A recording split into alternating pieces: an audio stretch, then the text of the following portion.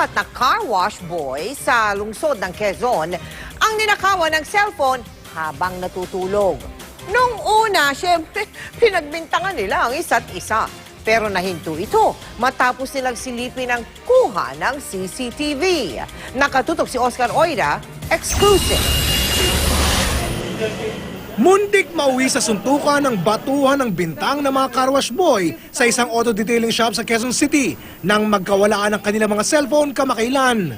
Kasi bago ako natulog doon, nilagay ko sa sa gilid ko. Pag-isip ko nawala na yung cellphone ko.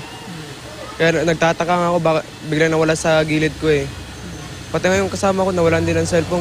Apat pala sa kanila ang nawala ng cellphone. Kala namin yung bago yung kumuha eh. Bakit? Eh, siya lang kasi parang stay out sa kasi. Hanggang sa maisipan nilang reviewin ang kuha ng CCTV. Doon nila na-discovering ang salarin ay di pala nila kasamahan, kundi feeling at home lang. Base sa video, pasado alas 4 madaling araw noong December 28, nang makuna ng salarin na kaswal na pumasok sa harapan ng gate.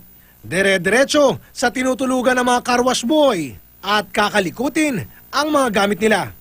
Tingnan nyo po, napansin nyo, magtatakip po siya ng bimpo. Kasi siguro napansin niya may CCTV. Ayan, ano na siya na gano'n. Yun yung bag na kinuha niya na kinalkal niya din sa likod ng sasakyan. Yung kinukuha na niya. Opo.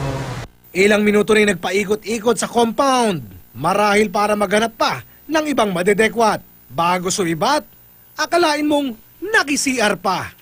Nangyari to habang mahimbing na natutulog ang mga car wash boy na nooy kagagaling lang sa inuman.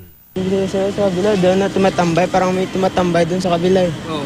Na ibang tao. Siguro, tinitignan sila kung kailan sila uwi. Mga lasing. Buti na lang at sa sobrang pagka-at-home ng suspect, napalapit ito sa CCTV at nakunan ang kanyang muka.